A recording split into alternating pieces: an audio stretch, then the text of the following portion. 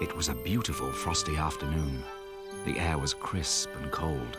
The leaves and berries sparkled in the winter sunshine. Brambly Hedge was alive with excitement as the mice prepared for that evening's traditional midwinter celebration. Merry midwinter, Dusty.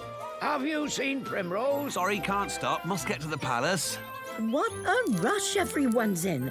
Isn't it exciting? Yes, my dear, but we have to Get that message to Primrose, I know, dear. The festivities would begin after dark, when everyone gathered round the fireplace in the great hall of the old oak palace. Wow. As far as Primrose Woodmouse and Wilfred Toadflax were concerned, hauling the giant midwinter log to the fireplace and then watching it burst into flames was one of the best parts of the celebration. Make sure you tie those ropes tightly now. That's right. Those ropes have to hold all the way from here to the old oak palace. Could you grab that rope, Wilfred? Now pull. Ow! Hey, Wilfred, that's my tail. Oh, sorry, Teasel.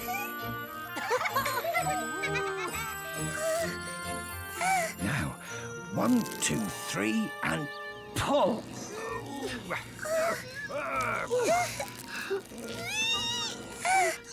Primrose?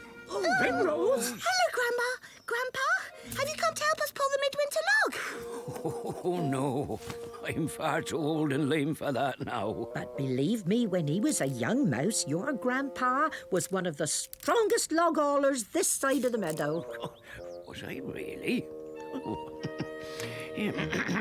Anyway, Primrose, your papa... Wants to see you, dear. Now? That's what he said. But why? That's what he didn't say. Do you want to come with me, Wilfred? Now? And miss hauling the log? Go on, Wilfred. We won't be ready for that for ages. Hurry now. Your father said it was very important. Last one to the old oak palace is a stout.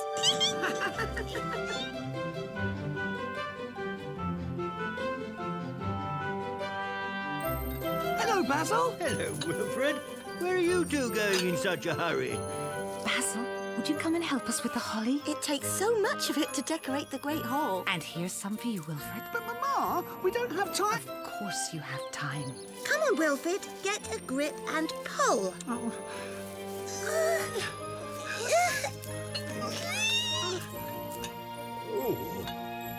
Ah. Here we are, Papa. Primrose. And Wilfred, too. Splendid, splendid.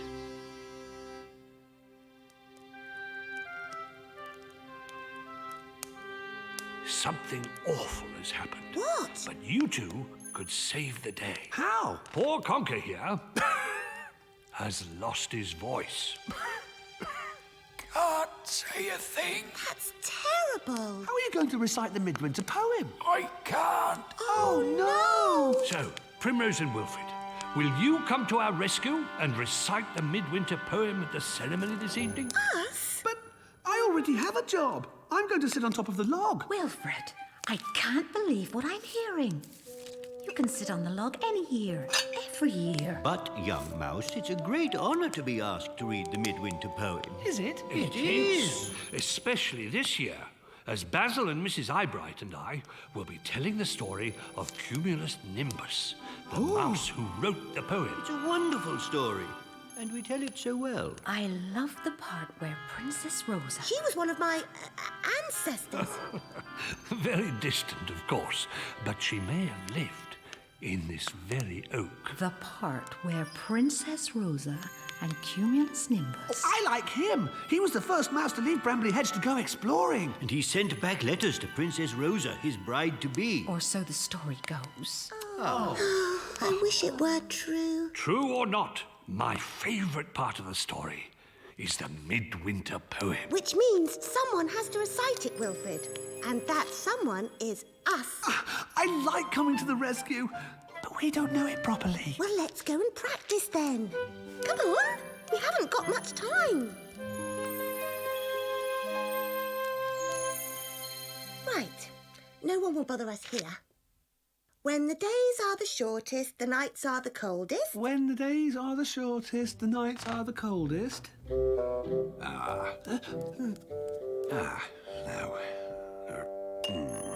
Too heavy. Now too light. This'll do nicely. Right, now let's try it again. When the days are the shortest... How are you getting on? Don't mind me. This is hopeless. We could go back to the log. I wonder if they finished tying it up yet. Oh, really, Wilfred? We can't give up so easily. All we have to do is find a place to practice. Let's go and ask Mama.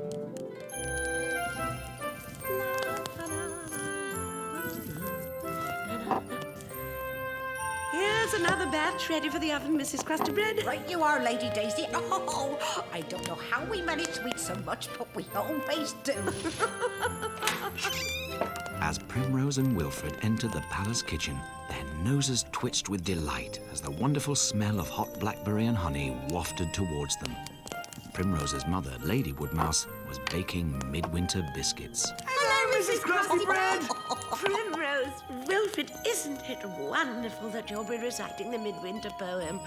What an honour. That's what everyone keeps saying. But, Mama, we can't find anywhere quiet to practice. Well, midwinter is not a quiet kind of day. Mind your backs, here I come.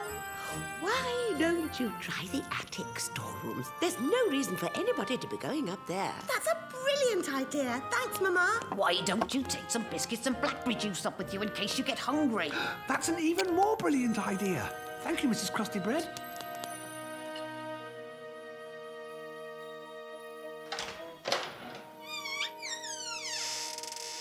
Wow! Look at all this. Mama's right. It's the perfect place to practice. Let's see. When the days are the shortest, the nights are the coldest. Was this yours? Oh, yes, but I grew out of it ages ago. Now you say, the frost is the sharpest, the year is the oldest. Wilfred? Wilfred! Hang on, I want to see what's in here. Wilfred, we don't have time. Oh, it's just a bunch of letters. Ooh. They look really old. Want a biscuit? Before I eat them all. No, thanks. I wonder what else is in here. What's this? A key! Hey, Primrose, isn't there something in the poem about dressing up? And dress in your richest and finest and best. I'll do that part. And dress in your richest and finest and best. Hey, Primrose, where does this go? I don't know. Let's open it. Oh, I can't. It's locked.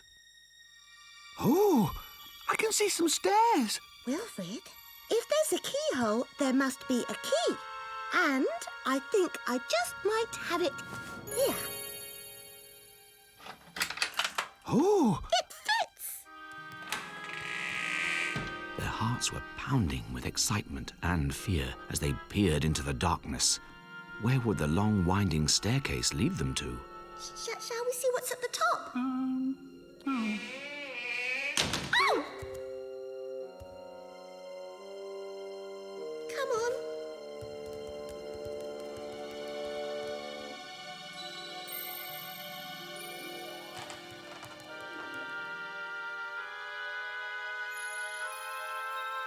The light slowly faded as the midwinter afternoon gently gave way to the evening. An evening filled with excitement and promise.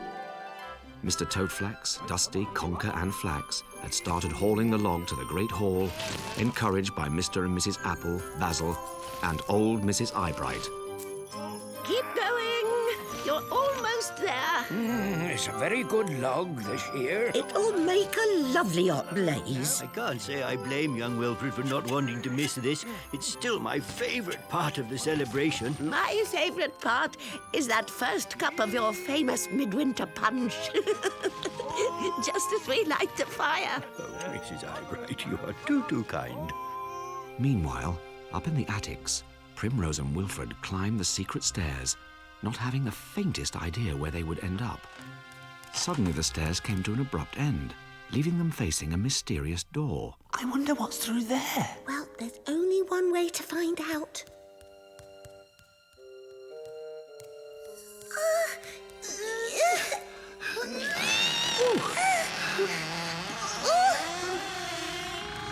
Wow! As the door opened, the young mice stared about them in amazement. They were standing in a most magnificent room.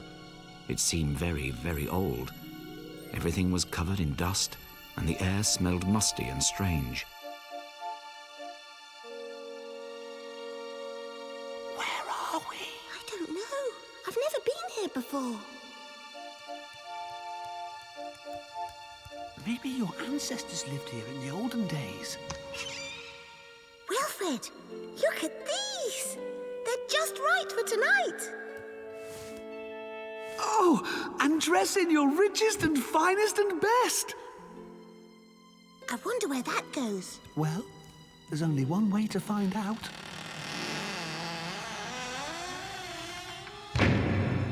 As Primrose and Wilfred set off to explore the secret rooms, far below them, the log procession approached the old oak palace. It's time for the song.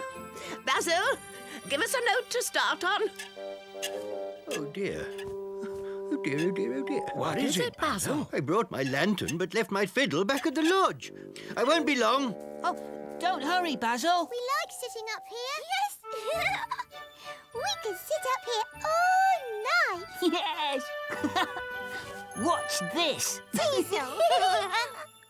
Merry, merry midwinter. Oh! Oh, and a merry midwinter to you too, Teasel. Well caught, Pet.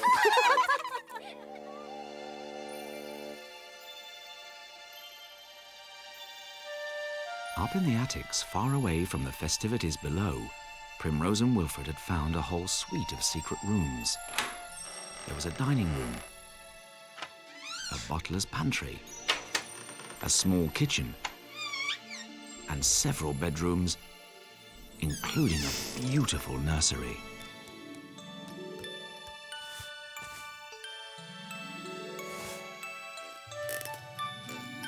This is amazing. Whoever lived here had a lot of toys. And a lot of clothes. Wilfred, you could wear that tonight. It's perfect for our poem. What else is in there? Oh, look! Oh, isn't this one pretty? Who wore these things? What about this? Look, it fits! Oh, I bet that one itches. Oh, yes. Let me try this on.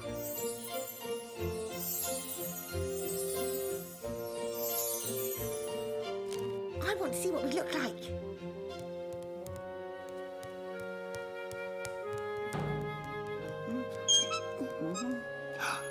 Not bad. Let me see. Oh, Wilfred, they'll be so surprised when they see us.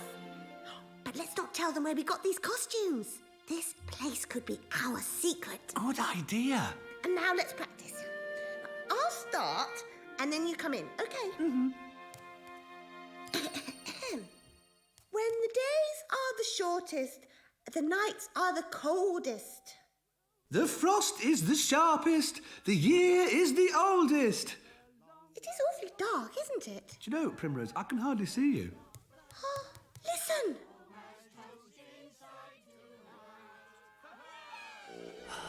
Oh, no! The midwinter log is here already. Roast the chestnuts. Heat the wine. Pass the cups along the line. Gather round, the log burns bright. It's warm as toast inside tonight. Have you seen Primrose and Wilfred? They missed the procession. It'd be a shame for them to miss the lighting of the log. I haven't seen them since they went off to the attic storerooms to practice. Don't worry. They'll soon be down when they hear all the noise. Here's the bramble wine for the log, Basil. Thank you, Mrs. Apple. Merry Midwinter! They're going to light the log now. If we don't get back down there, we'll miss it. Come on. Here, put this on. Oh. This way. Huh? Oh. Over here. Wasn't it over here? Well, I think it was this door. Oh. Primrose, this way.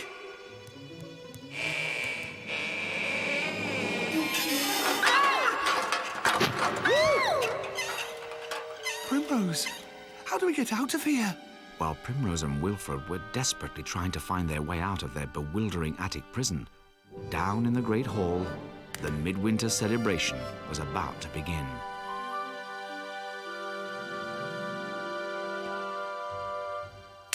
As the mice watched Mrs. Eyebright lean over to thrust the taper into the fire, their thoughts turned to the coming spring, to trees bursting into blossom, to the first warm rays of sun, and to the welcome song of birds returning home.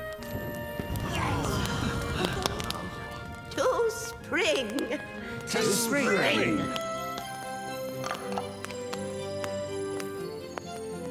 The bright flames licked the mossy bark of the log.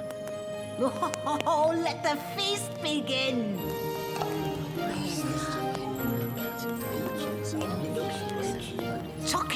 Tuck in now there, all homemade. Come on, my dears, come on now.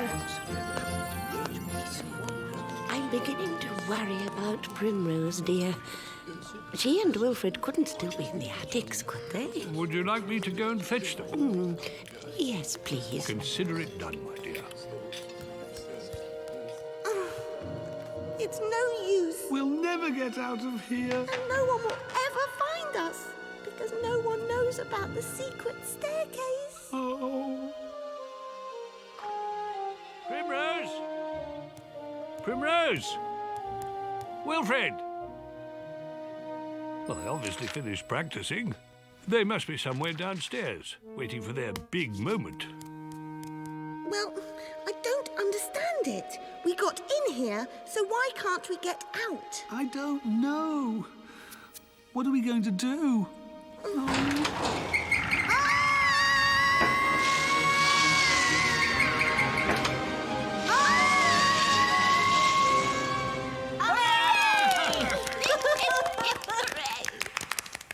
The first one to entertain us tonight will be Dusty Dogwood. I will now do my famous 3 acorns and a hollyberry trick. Oh, so that's what he's been up to.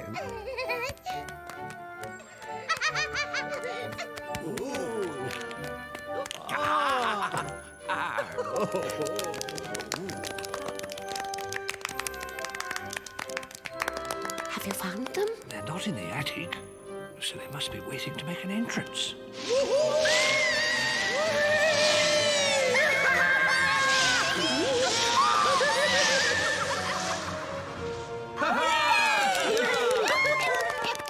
Thank you, Dusty. Well juggled. And now, it's time for me to show you my famous shadow pictures. Guess what this is?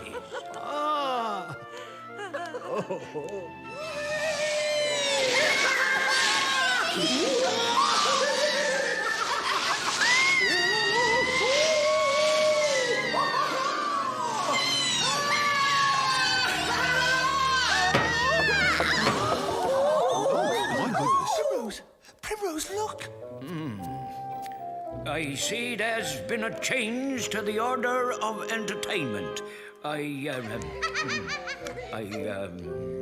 am now proud to present Primrose and Wilfred. Oh! Oh,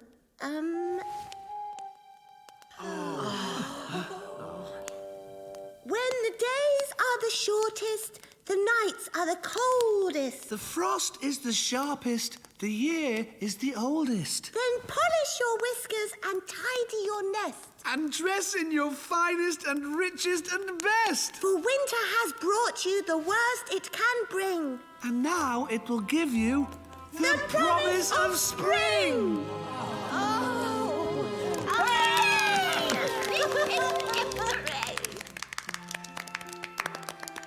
Didn't they recite well? What lovely hats. You're next, dear. It's very difficult to follow such an excellent recitation, but follow it we must.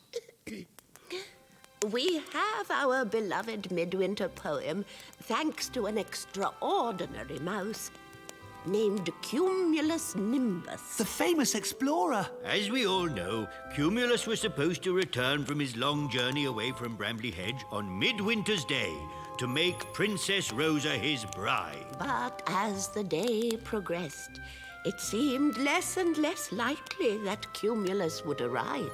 After the midwinter supper, when the mice entertained each other, as we have been doing tonight, Rosa decided to read a poem that Cumulus had sent her. Just as she got to the final line, and now it will give you the promise of spring, there was a flurry of snow in the hall. And a cloaked figure appeared. Oh, my word. It was Cumulus. And so Cumulus married the princess. And they lived happily ever after. I love that story. And I really like thinking that it's true. I know, Poppy, but unfortunately, there's never been any proof. Just a moment. Look at these.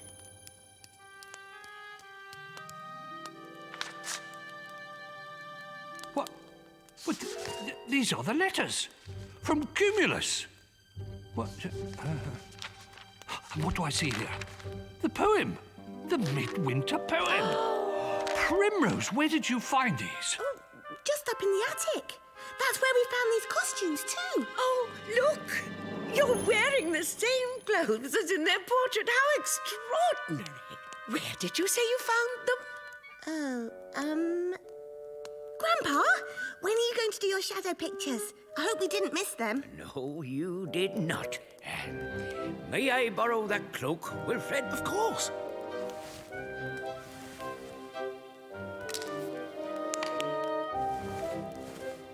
First of all, I'm going to do... A bat! As Mr. Apple entertained the mice with his shadow pictures, Primrose and Wilfred gazed at the fire and thought of all the lovely games they would play in Princess Rosa's palace at the top of the secret staircase. Soon their heads began to nod, and in no time at all, they were both fast asleep.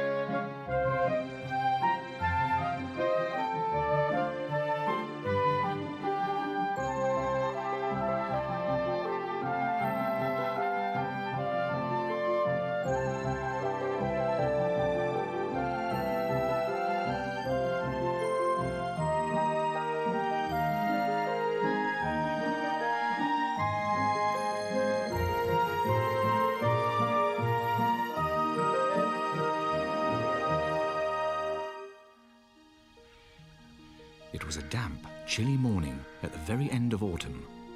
A cold, grey mist hung in the silent air. Wilfred Toadflax hurried towards the weaver's cottage. He'd just woken up from an exciting dream about exploring. A dream which reminded him of an old book the weavers had on a shelf in their workroom. Thank you, Primrose. That's 4 blankets. I'm just finishing number 5. So this one will make 6. Oh, it's a shame we couldn't match the yellow.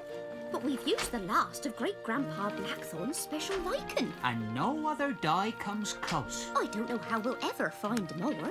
It grows somewhere in the mountains. But Great-Grandpa Blackthorn was the only one who was ever able to find it. Oh, come in. Oh, hello, everybody. Hello, Wilfred. Have you come to help? Huh? Help? We're making blankets for the voles up in the high hills. The moths have made holes in all their quilts. There's no time to make new ones before the cold weather comes. Oh, what would you like me to do? Well, nothing really. We've nearly finished. Oh, good. May I, please read Daring Explorers of Old Hedge Days? Again? Here it is. One of the most famous explorers of Old Hedge Days was Sir Hogweed Horehound. His greatest adventure started when he set off alone to look for gold in the high hills. Hello? Hello, Grandpa. There you are, Papa. Nearly ready. Flax is working on the last blanket. Good, good. Because we must leave soon if we're going to get to the high hills before dark. It's a very long way. The high hills? You're going to the high hills? Oh, Mr. Apple, may I go too, please? Oh, it's not for me to say, Wilfred. We'll have to ask your parents. Oh, may I go too, please? Well... Please, please, please, please, please, please. All right. You may go, as long as you're helpful and do as Mr. Apple says. I will, Mum. Thank you. Okay, I've got my robe, whistle, fire sticks, a ground sheet. What do you need a kettle for? As Sir Hogweed Horehound says, a good explorer takes in his trusty pack all he needs to survive an adventure. Survive an adventure? You're only taking blankets to the voles. Yes, but we're going into the high hills. I'm off. Is Wilfred coming? Here I am. Wilfred, do you really need all that equipment? It looks terribly heavy. Why don't you leave some of it behind? But I must take everything. How can I be an explorer without my trusty pack? Oh, all right. But don't ask anyone else to carry anything.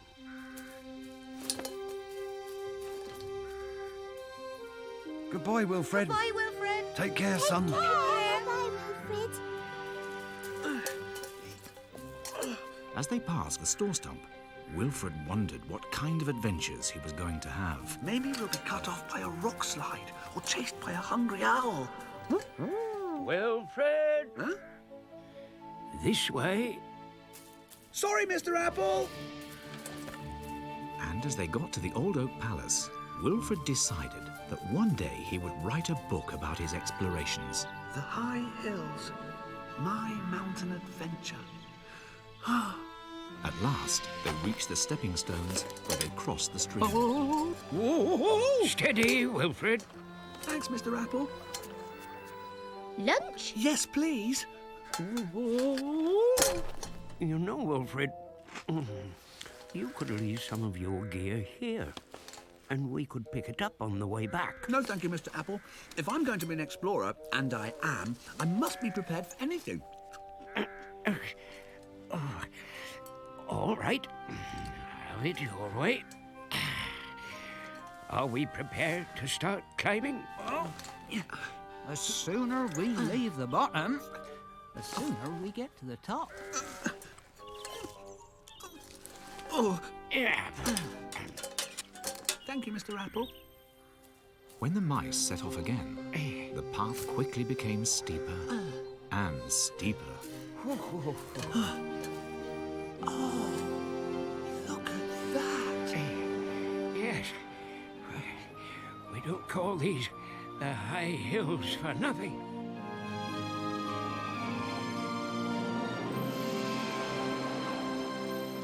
By tea time, it was getting dark and cold, and the hills around were shrouded in mist. Wilfred didn't want to admit it, but he was beginning to feel a little bit tired. Look! A light!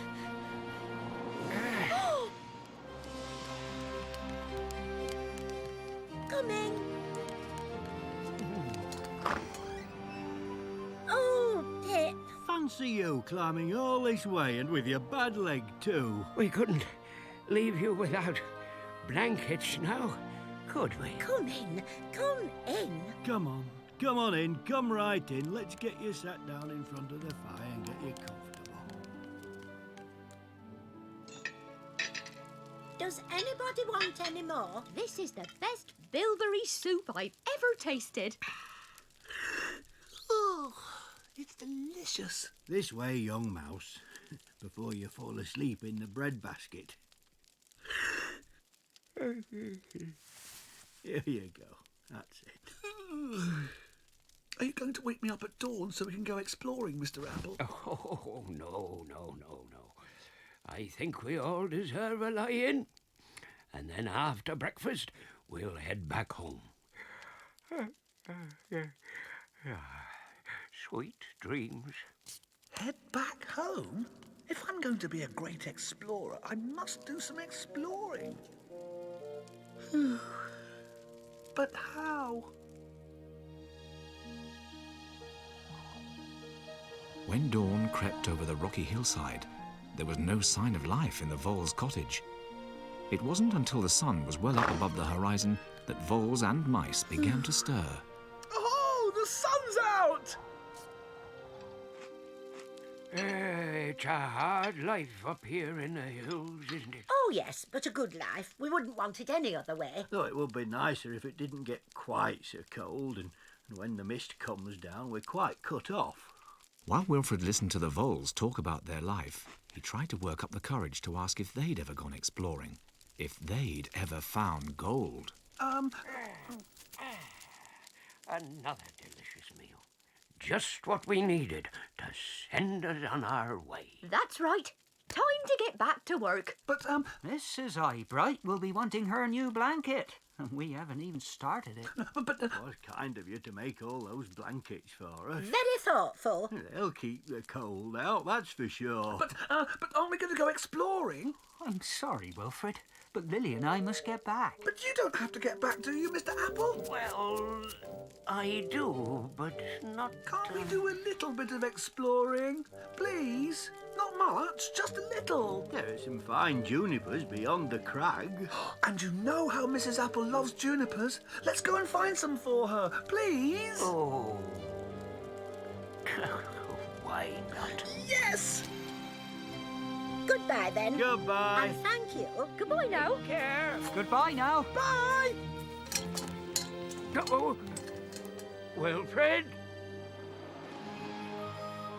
At last, I get to do some real exploring. Now, which way is the wind blowing? The wind isn't blowing.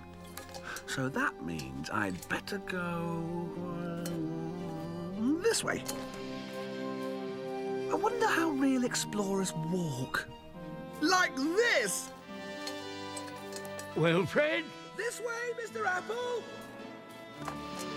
My Mountain Adventure by Wilfred Toadflax. It was a sunny day with no wind when I started my explorations. I wonder what's up there. Wilfred? Wait for me. Wow! What's this? Oh, gold! Wilfred? Come down from there. Mr. Apple! I've found gold! Don't be silly, Wilfred. There's no gold here. Come down at once. Oh. I can't. Are you sure? Positive. Right. Then don't move. I'll come up and get you. Oh. Oh, I really am much too old for this.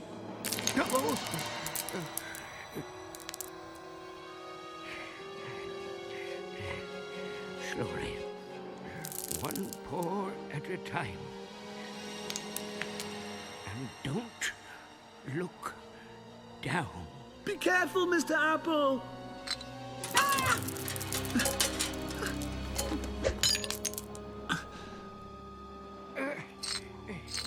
It's all right, Wilfred. I'm almost there. Here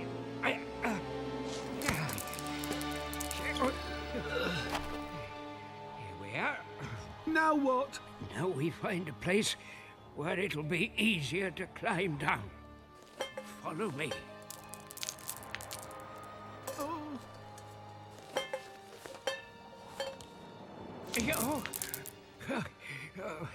Be careful how you go, Wilfred. I bet this kind of thing happens to real explorers all the time. Oh. I'm sure it does, Wilfred. But don't think about that now. Just think about putting one paw in front of the other. Oh no. This is just what we need. If only we had some rope. We ought to tie ourselves together. I've got some rope. Have you? Essential equipment for my trusty pack. Very good, Wilfred. Now, turn to the rock face, and we'll ease our way along, one paw at a time.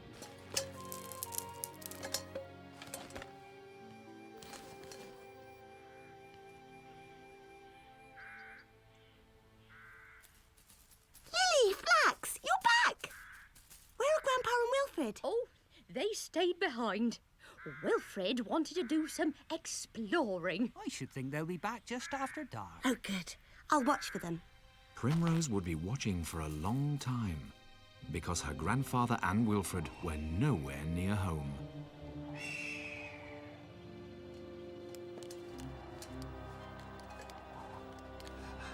At least we can see now. Yes, but it's not going to do us any good.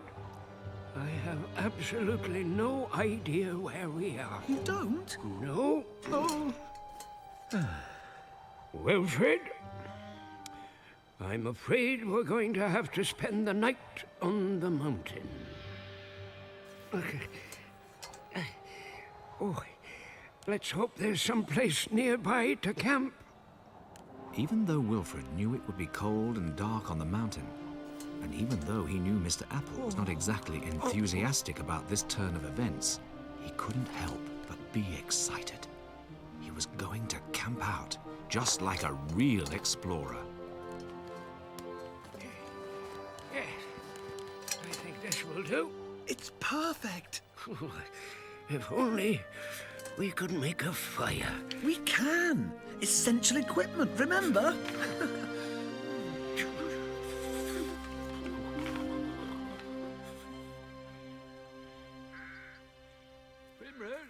Primrose? Over here, Papa. Whatever are you doing out here? I'm waiting for Grandpa and Wilfred to come back from the high hills.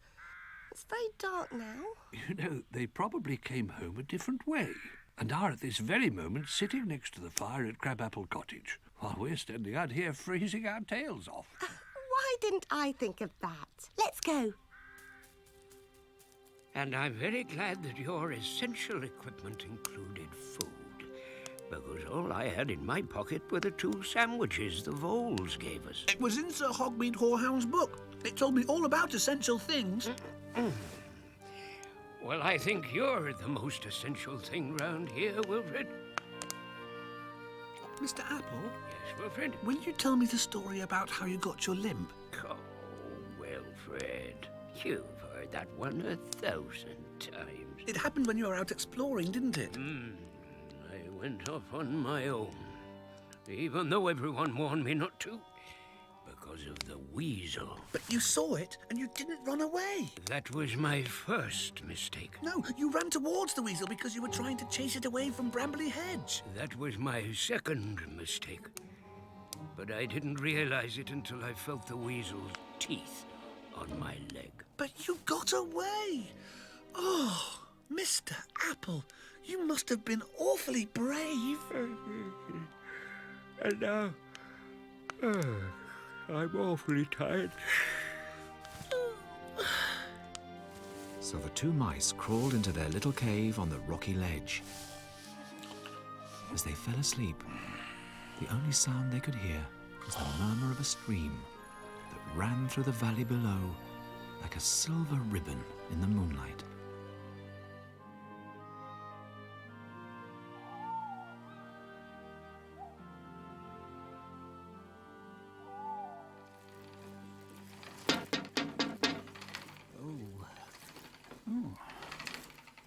Whoever could that be at this time of night?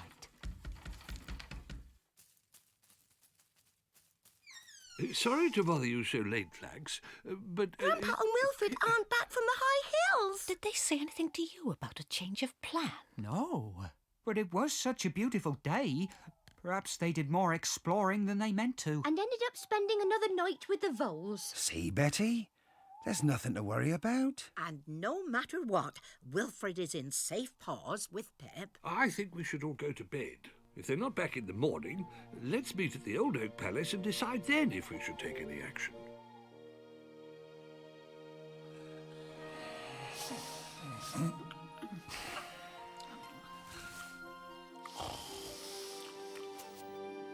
Mr. Apple!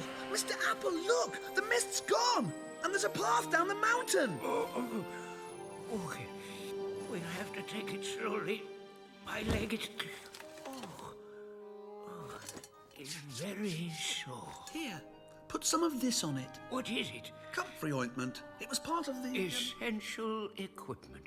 I should have known.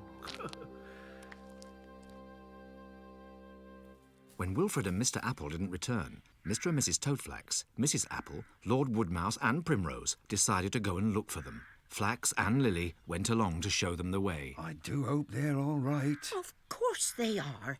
Pip is very experienced at this kind of thing. I know he'll be taking good care of Wilfred. Are you all right, Mr. Apple? It's funny how it's harder going down than it was going up. Here, let me help.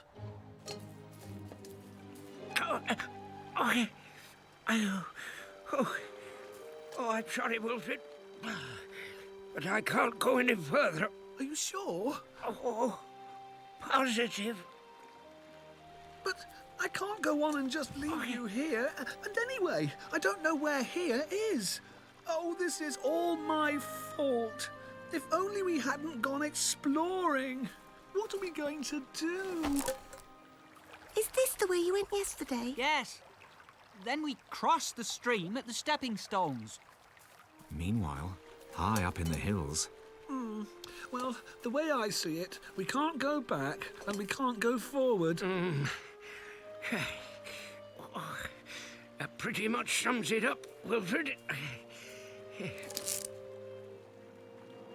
Wait a minute. I'm afraid I'm going to have to wait longer than that.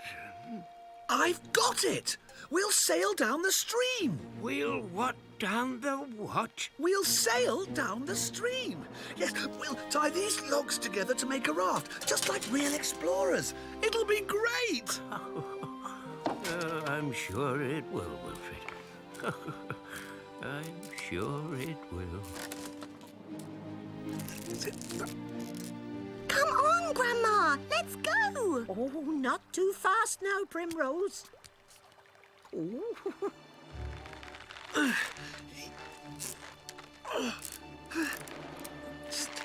There. What do you think, Mr. Apple? I think Sir Hogweed Horehound would have been proud. Really? Really, Wilfred. Ready? Ready.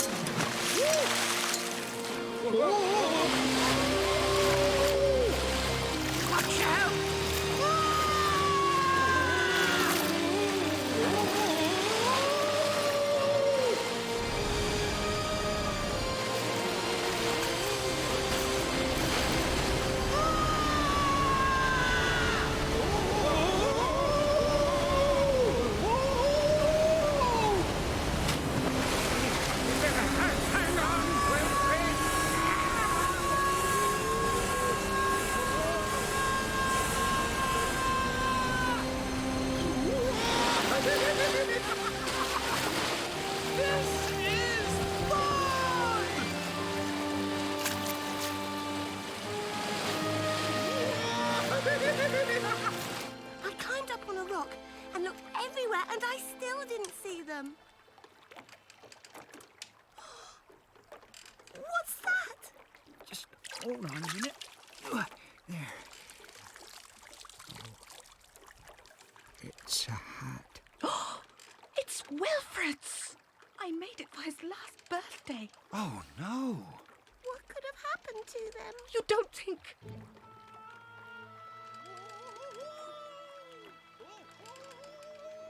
Wait a minute. Did you hear that?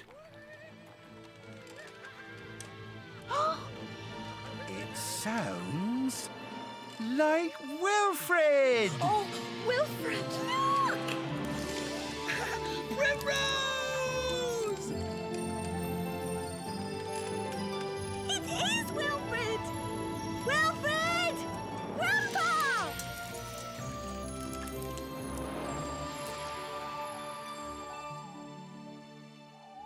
But we never would have made it if Wilfred hadn't been such a good explorer.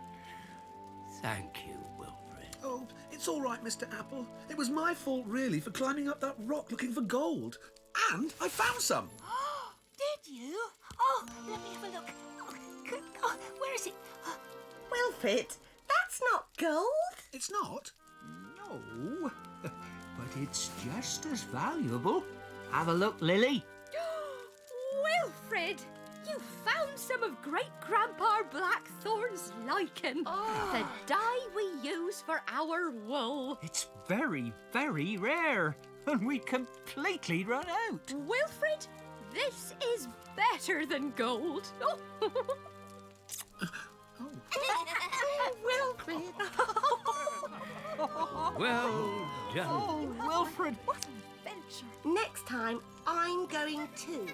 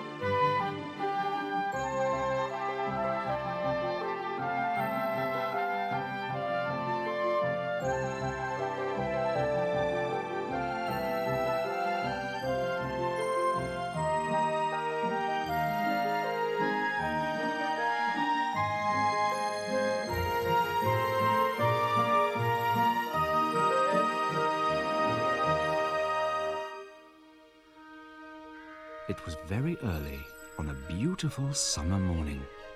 The sun shining down on Brambly Hedge was just beginning to feel warm, and the air, still tinged with dew, smelled green and fresh. Primrose Woodmouse didn't want to waste one moment of such a spectacular day.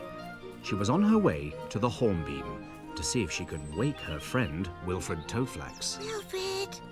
Wilfred! Over here, Primrose. Left over right, and right over left, and pull. I did it! You did what, Wilfred? I did this sailor's knot here, see? Very good. But why are you tying sailors' knots so early in the morning? Primrose, haven't you heard? We've run out of salt, and the salter isn't supposed to come till next summer. So Dusty is going to sail all the way down the river to the sea to get some more. Dusty's sailing in his boat to get more salt? And I'm going with him. You are? Yes, yes. Then that means I can go as well. No. What do you mean, no? I mean, that this is a journey for intrepid sailors only. I can do sailors' knots and stuff. So I'm an intrepid sailor, but you, aren't. But I can learn. I'll go and ask Dusty myself. Oh! Ask Dusty what? Wilfred, we're leaving soon. Are you ready to go? Aye, aye, Captain. So, what did you want to ask me, Primrose? I wanted to know if I could come with you as well. I may not be able to tie knots. As long as it's all right with Lord and Lady Woodmouse, it's all right with me. But the more the merrier. But hurry. If you're coming, you must get down to the river bank as quickly as you can. I will, I will!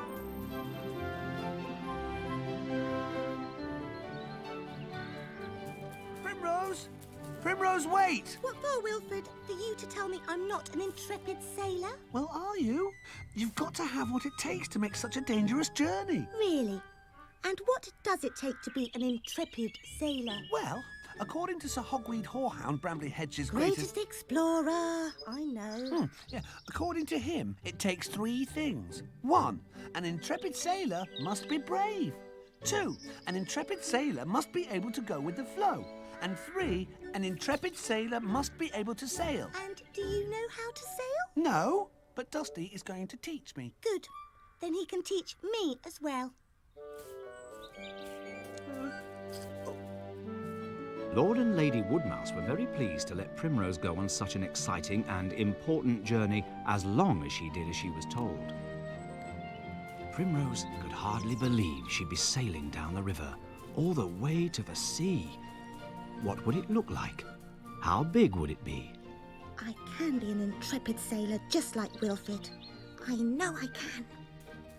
Dusty! Poppy! Hello, Primrose. Glad you made it. Hello, Wilfred. I thought maybe you weren't going to be able to go. Welcome aboard the Periwinkle. Wilfred, why don't you show Primrose where to put her things? Aye, aye, Captain. Follow me. Oh, it's so cosy. Do you mind if I take the top bunk? Of course not, Wilfred. Bunny would rather have the bottom bunk anyway. I can't wait till we set sail. Neither can I. I want to learn how to steer. Primrose, you steer this big boat. And why not, Wilfred Toadflax? Primrose, Wilfred. Dusty wants us. Come on. Come and look at this. Does it show where we're going? Yes, it does. It's the old Salter's map. You see, here's our hedge, and we've got to sail all the way down this river until we get to Seagull Rock. Which means we're near Sandy Bay. Which means we've reached the sea. Ahoy there! It's Papa! Mama said they'd come down to say goodbye. Isn't this exciting? I can't remember anyone from the hedge going downstream. Can you remember ever running out of salt? No. No, I can't say that I can. Exactly. I can't think where it's all gone. 2 whole years' supply. Perhaps I shouldn't have salted all those walnuts. Oh, don't worry about that now, dear. All ashore that's going ashore. Oh, I've always wanted to say that. Look, they're about to leave. Will they be all right?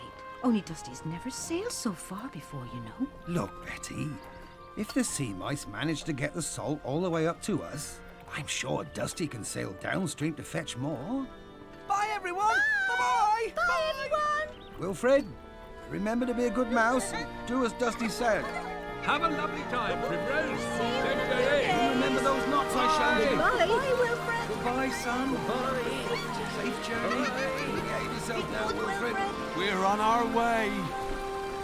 Wilfred waved to the mice on shore until they were out of sight. But Primrose was watching Dusty steer the boat. She wanted to learn as much about sailing as she possibly could.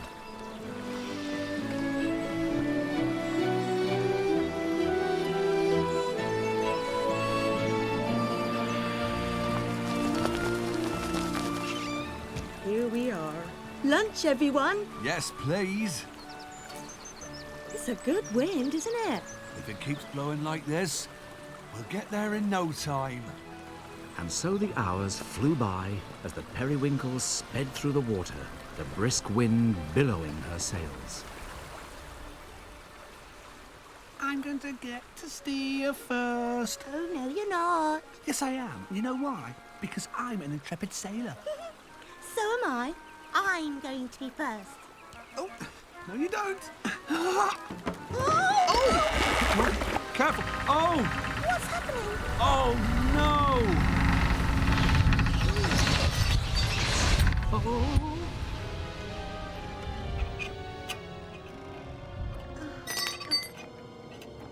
Why have we stopped? We've run aground! Oh, Dusty. I'm so sorry. There's nothing we can do about it now. These things happen. Not to intrepid sailors, they don't. Now we'll never get to the sea. And it's all my fault. We'll be stuck here forever. The next morning, after a fitful sleep, Primrose woke with a start when the boat lurched. What? What's wrong? The boat's moving. Oh, you're right. Come on, you two! There's no time to lie in your bunks. But what happened? I thought we were stuck. Not anymore. It rained all night, so the water level rose. And we floated clear. Oh, hooray! Hooray! Once again, the wind filled the periwinkle's sails, and the little boat carried the 4 mice further down the river towards the sea. Are you still, thinking about learning to sail, then? It wasn't all my fault, you know. You pushed me. Look! Over there! What is it? I can see boats! I think it's Seagull Rock! Well spotted, Primrose. Trim the sails, Poppy. Does that mean we're almost there? It does, Wilfred. Soon we'll see the sea. As Dusty carefully steered the periwinkle towards the jetty, Primrose and Wilfred wondered how long it would take before they reached the sea. If at first you don't succeed, Ahoy!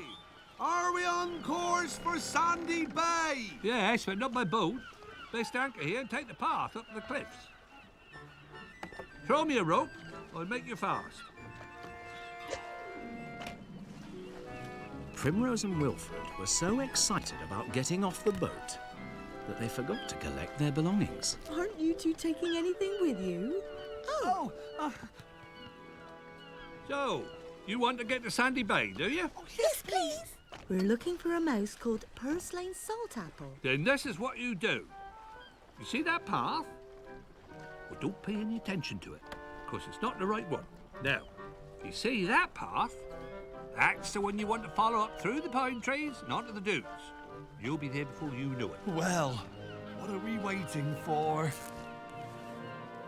The excited mice slowly made their way up the steep path through the pine trees.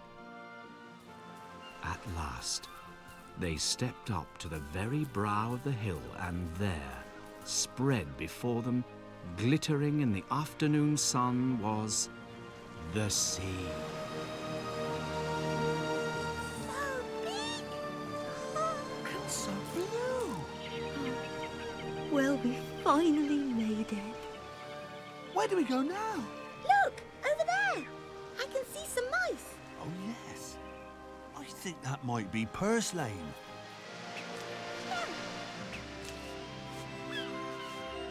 Hello, Purslane. It's Dusty Dogwood. Dusty? From Brambly Hedge?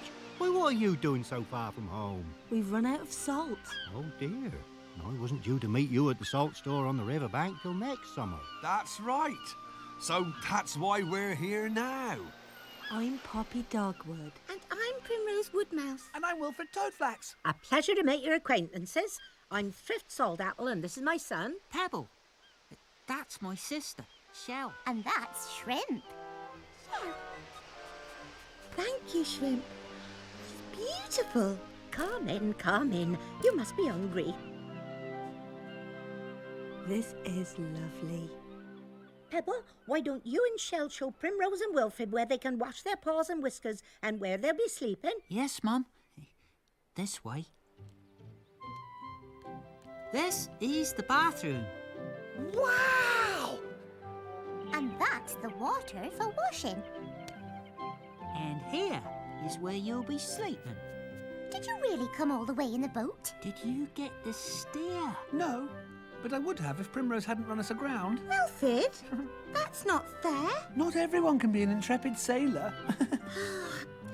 You see, what really happened was... Sorry to interrupt, but it's lunchtime. Lunch! I think she really likes you. I'm coming, Shrimp.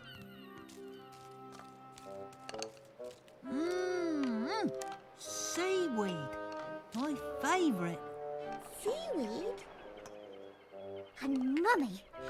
Oh, this marsh samphire is yummy. Marsh samphire? An intrepid sailor goes with the flow, which means eating what's there. But Primrose couldn't even bring herself to taste the strange food that was in front of her.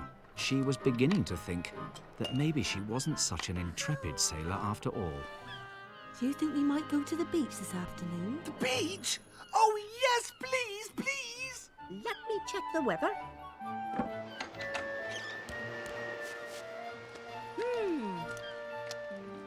Wet.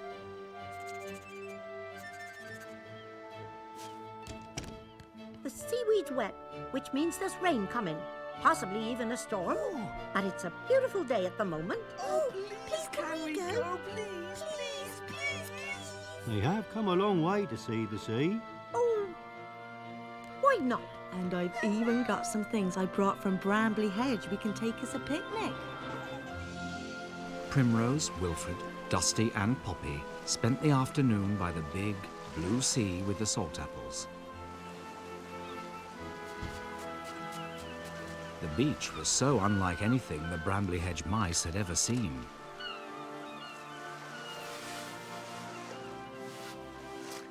Primrose tried hard not to think about boats running aground, or marsh samphire, or intrepid sailors.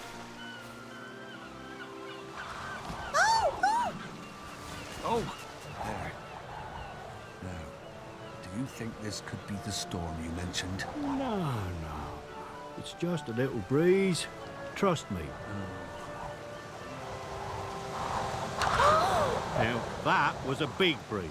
You know, Purslane, I don't like the look of those clouds gathering. Come on, everyone. We must get home before the storm breaks. We've got to cover the salt pan.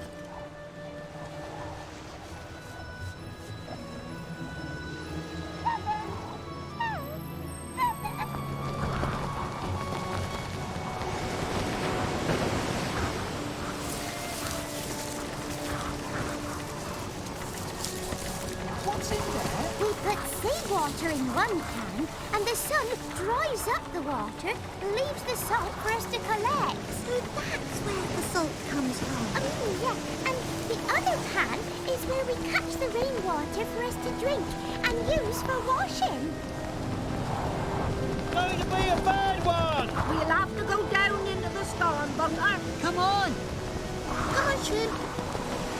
Shrimp? Shrimp? Shrimp!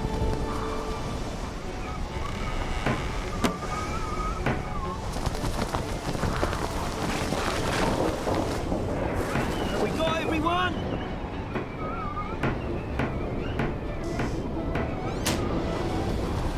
Shrimp! Shrimp! Shrimp! When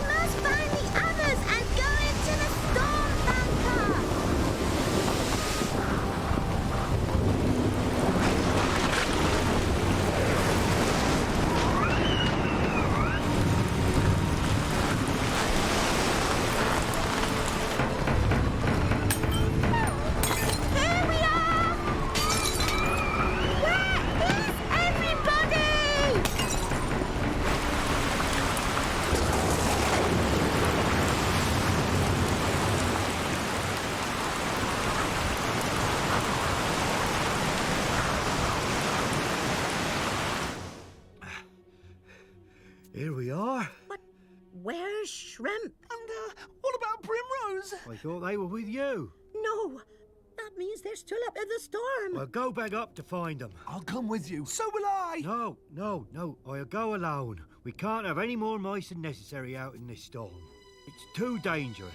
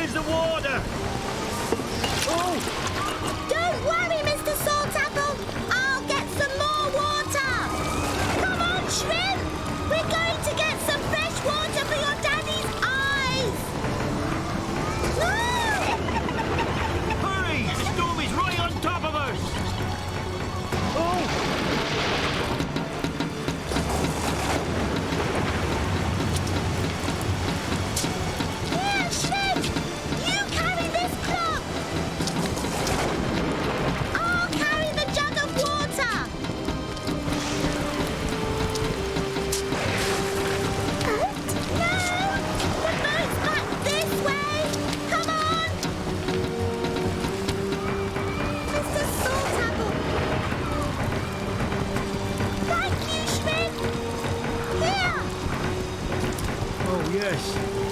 Oh, thank you.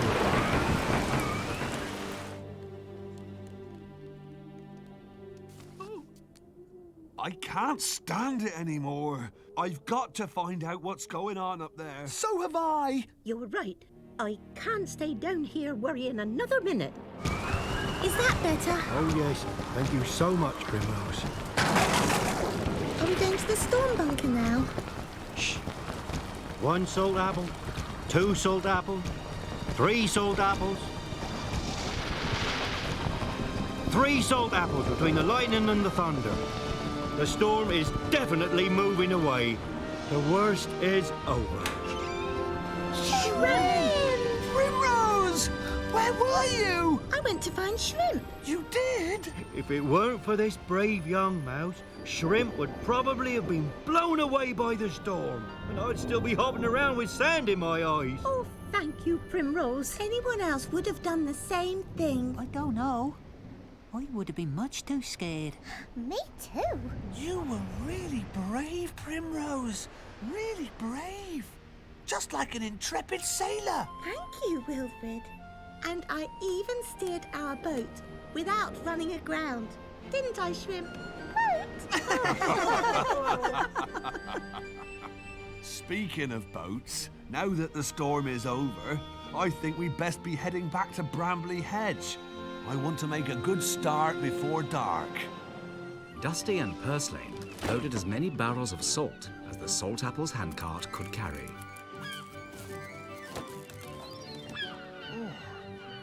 Well, I think that's just about it. Not quite.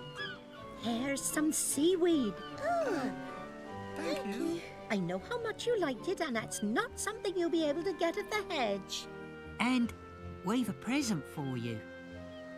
This is a special shell. When you hold the shell to your ear, you'll hear the sea. And then you think of us, and then you'll come back and see us again. Oh, thank you. And so, laden down with salt, luggage and gifts, the little party set off along the dune and made their way down the cliff path to the periwinkle. Mind you keep all that salt dry, but be sure to use it up quickly so you'll have to come back again soon. You could all come and visit us. We'd love to show you Brambly Hedge. And I'd love to see it. So would someone else I know. Hello? No stowaways. Cheeky dumb thing. Go on, off you go. You'd like to stay with Primrose, wouldn't you? But it's all right, Shrimp. I'll come and visit you again sometime. I hope you will. Me too. All aboard! Primrose, Wilfred, Dusty and Poppy hugged the salt apples goodbye and thanked them for all their help. Though they looked forward to getting back to their families at Brambly Hedge, they were all sad to leave their new friends. Primrose felt a little less sad when Dusty asked her if she wanted to steer. Oh! And then, to make herself feel even better, she started to sing. I'm a sailor on the salty sea, a sailing on the foam. But the sailor's life is sweetest when the sail is set for home. 2, 3, 4. I'm a sailor on the salty sea, a sailing on the foam. But the sailor's life is sweetest when the sail is set for home.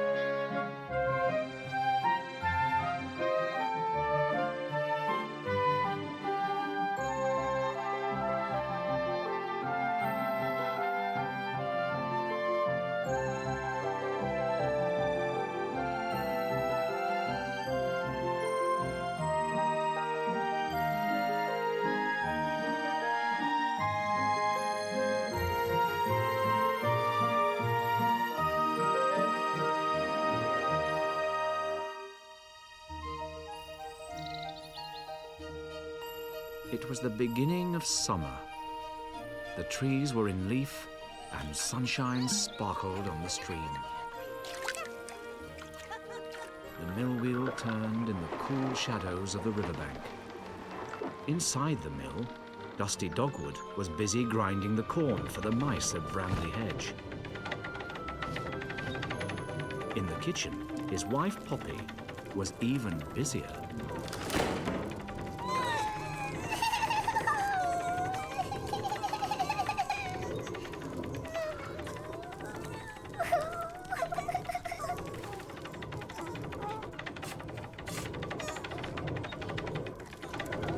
Oh, Dusty, please finish soon. It's time for the baby's nap. I'm doing my best.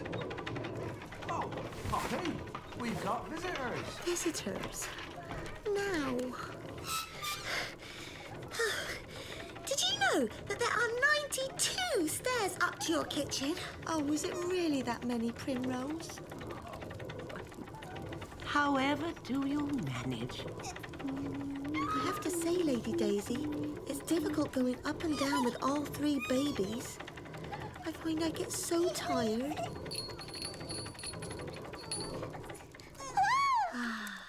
That's better. Which one is this? Rose or Buttercup? That's Rose. I have Buttercup. So this must be Pipkin. There. I can't wait until their naming day. Yes, it's only 2 days away. So much to do. Try not to worry, Poppy. We're all here to help you. I can come back later to help bath the babies if you like. Oh, thank you, Primrose. That would be lovely.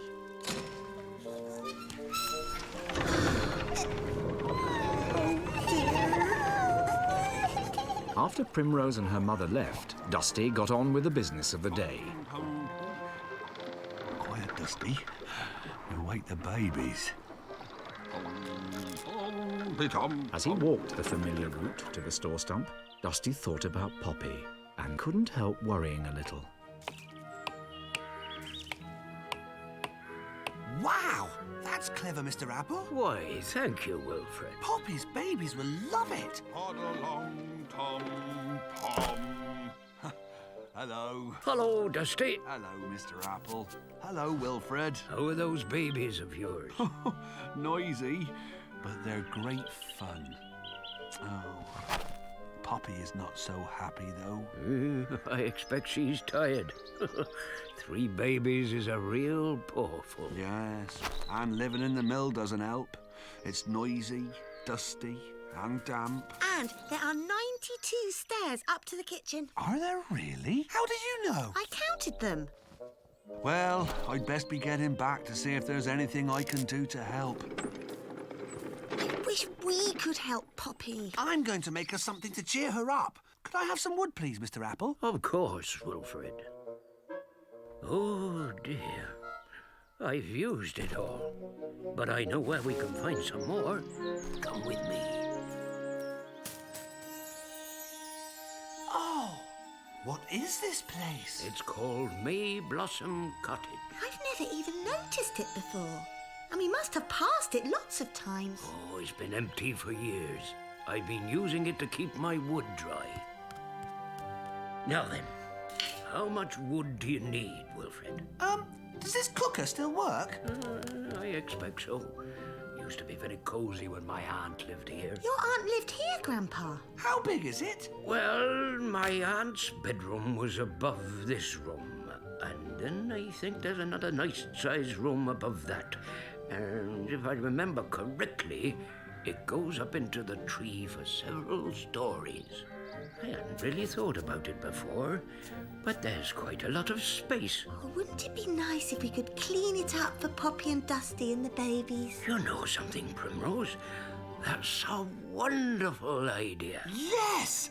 I wish I'd thought of it. We could clean it up and paint it. Yes, and give it to Poppy as a surprise on naming day. Naming day? But that's the day after tomorrow. There's so much work to be done. Yes, but we can do it. We'll get everyone to help. Well, I suppose we could. Mr. Apple, is that you in there? Dusty, come on in. Ah, I thought I heard your voices. Poppy sent me out to see if you got any rusks at the store stump. The babies are teething and... No problem, Dusty. But first, we have something to ask you. What if we cleaned up this cottage and painted it? Would you and Poppy and the babies like to live here? Are you serious? Completely. Why, that would be wonderful. It would make all the difference. I must go and tell Poppy. No! We mustn't tell Poppy. We mustn't? We think it should be a surprise. Yes, of course. That's even better. But you know, keeping such a big secret from her isn't going to be easy. You just leave it to us. The next day, Primrose and Lady Daisy took Poppy and the babies to a shady place along the hedge. Primrose told Poppy they'd chosen it because it was nice and quiet, the perfect spot to do the sewing. But they'd really chosen it because it was far away from Operation May Blossom Cottage. The hedge was bursting with activity. Mr. Apple was in charge of repairs, and Mrs. Apple was in charge of cleaning. Mrs. Crostybread was in charge of making a special cake for the surprise party.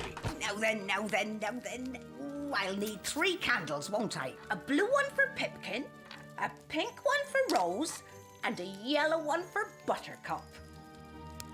Perfect. And Mr. and Mrs. Toadflax and Basil were in charge of delivering the whitewash. Oh, good. Here's the whitewash.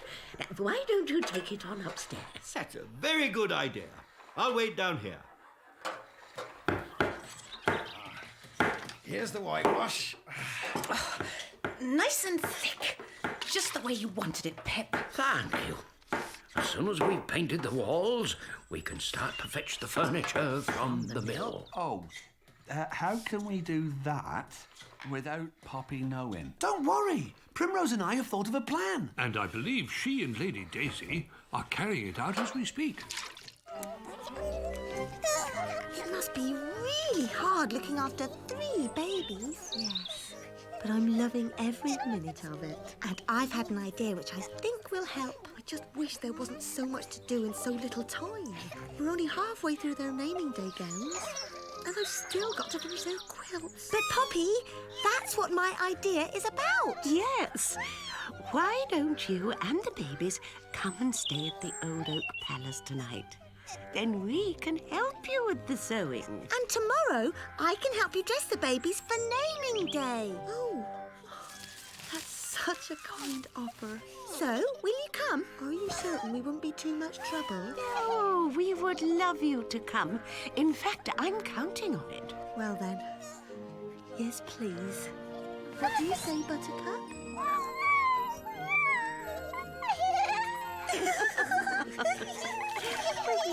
Now, why don't you and Primrose go to the mill to collect whatever you need while I look after the babies? Come on, Poppy.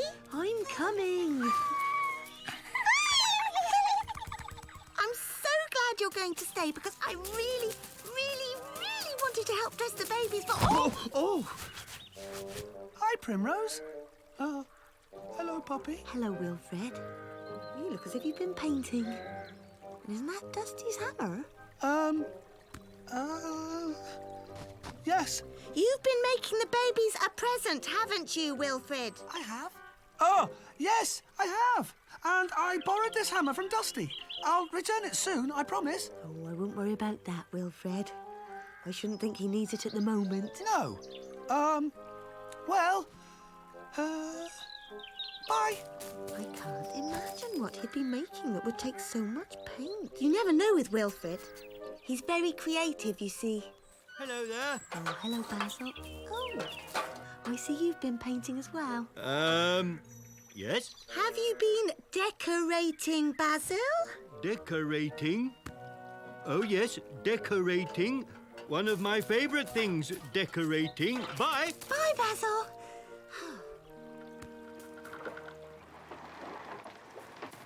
I wish I had the time to decorate the mill. Oh, I wouldn't worry about that now. Look, here we are. Let's hope we don't run into anyone else covered in paint. Dusty. Hello, Primrose. He's covered in paint as well. And why are you measuring that old table? I just wondered how big it is. It's no use, Dusty. I'm afraid you'll have to tell her. Tell her? Yes, you'll have to tell her about the table. The table? The thing is, it's meant to be a surprise. Oh, then don't say any more. I love surprises. Good. Well, I'd better go now. See you later. Now, what do you need for tonight? Well, I'll need these blankets. Oh, and all 3 baskets. And extra clothes and nappies and... Oh, Primrose, I'm sorry. It was so very kind of you and your mother to invite us for the night, but I honestly don't think I can face all that packing. I'll help. No, but there's so much tidying up to do. But Poppy... No, I really must stay here tonight after all. But thank you so much for offering. I really appreciate it. Where are you going? To fetch the babies. I have a feeling your mother may have had enough of them by now. Mama, why don't you stay here and rest, and I'll ask Mama to bring them back. Are you sure? Yes, and then you can get on with your sewing. Yes. And when we get back, I'll help with everything. Thank you, Primrose. Mama, the plan's going all wrong. Mama? Oh, I've taken the babies back to the palace. Oh, good. That gives me time to tell everyone what's happening.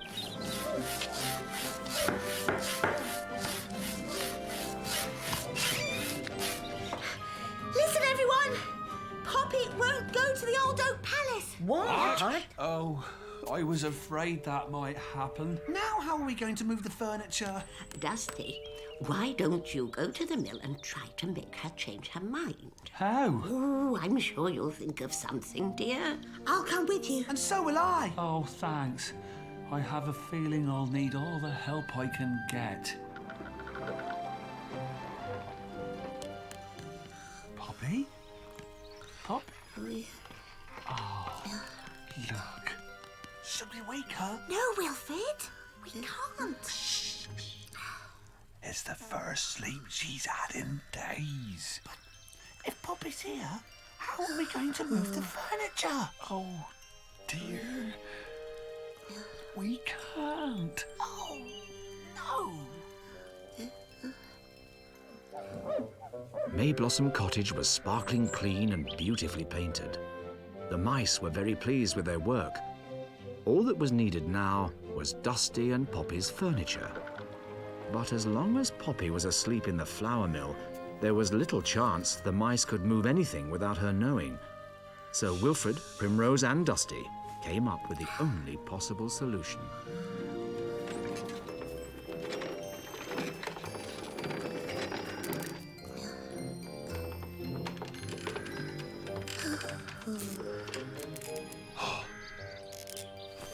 Do you think she'll mind going to sleep in one place and waking up somewhere else? I hope not. We're here. Mama! Oh, my goodness, what happened?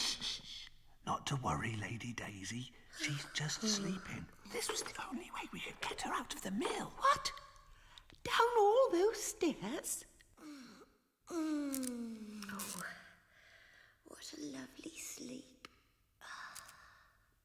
Oh, where am I? It's all right, my love, it's all right. You're at the old oak palace. It just seemed easier to bring you here than to move the babies. Oh, but I was going to...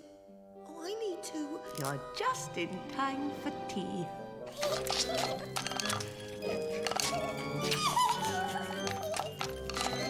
Now then, who wants more mashed nettle? Oh, I wonder if that means yes. No, just look at them. Have you been good little mice? They couldn't have been better, little treasures.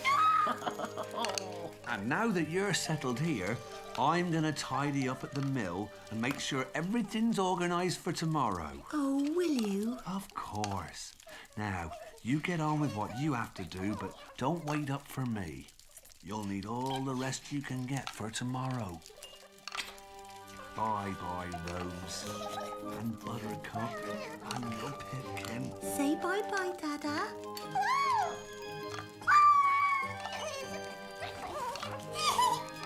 Oh! I can't believe it, but that worked. So, what do we do now? I'll stay here to help Poppy. Wilfred, you can go with Dusty. Are we going to move the furniture now? No, not quite yet. I think it would be best to wait until after dark. See you later, Primrose. And thanks. From now on, it should be easy. Later that evening, after dark, the great furniture moving operation began. At the old oak palace, as Primrose helped finish the sewing, she wondered how Wilfred and the other mice were getting on. I finished this quilt. Well done, Primrose. Thank you very much. Oh, it's so lovely and peaceful here. No mill wheel grinding, no flour sacks thumping, no... What was that? Nothing. Just Papa tidying up outside. Whew, I'm tired. I think we had best be getting to bed. We've got a big day tomorrow. The babies will be waking you up before first light. How well I know it. And thank you both again. Oh, I can't believe we finished the sewing with time to spare. Many paws make light work. And it's amazing what you can do when the babies are asleep.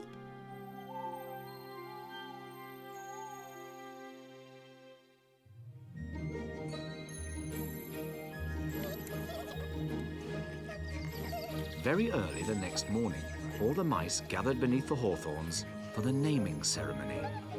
Primrose was particularly pleased because Poppy and Dusty asked her to hold Rose. She stood proudly in between her friends as the old vole recited the naming day poem. The buds on the branches blossom and flower, the blackbirds sing in the leafy bower, and over the hill comes the rising sun to shine on the field and on you, little one. That was lovely. We name you Rose. We name you Buttercup. And we name you Pipkin. It doesn't seem that long ago that we were here naming your Daisy. Mama, the cottage is all ready. But how are we going to get Poppy into it? Well now, Primrose. Oh dear. It's raining. Whoa! Poppy, quick! You don't want the babies to get wet in their lovely new gowns. Oh dear. She's going the wrong way. Poppy! Poppy! Over here, dear. Come and shelter in this cottage doorway. There's not enough room out here. Why don't you go in? When Poppy entered the cottage, she looked around. Garlands of flowers hung from newly washed beams, and bright china that looked rather familiar was arranged on the dresser's shelves. Oh, it's so cosy. But wait, isn't that our old table the one Dusty was measuring? Let's look around. Leaving Primrose in charge of the babies, Poppy and Dusty climbed the stairs. There are only 20 stairs to the nursery here. Dusty led the bewildered Poppy to a small room that was warm and bright. Fresh curtains hung at the windows, and beneath them stood 3 little cots, each with its own embroidered quilt. But Dusty, how could... Is this... Yes, this is our house, with love from all our friends in Brambly Hedge. Oh, Dusty! I can't believe it. Surprise! Oh, thank you. Thank you all so much. We hope you'll be happy here, my dear. Oh, Grandmother, we shall. We shall.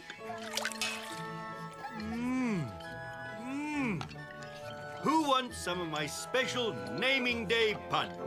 It's very good, if I do say so myself. I'm certainly happy to offer another opinion. You can't have a naming day without Basil's punch. See? We told you there was a surprise. And I do love surprises. Thanks to Mrs. Crostybread, there was plenty to eat and drink. Cowslip and violet salads, rose petal sandwiches, primrose pottage and meadowsweet tea. But the highlight of the surprise party was, of course, Mrs. Crostybread's cake. Now then, everybody, it's time to cut the cake. Hooray! Hip, hip, hip, hooray! While the babies played on the floor, the mice of Brambly Hedge celebrated their naming day.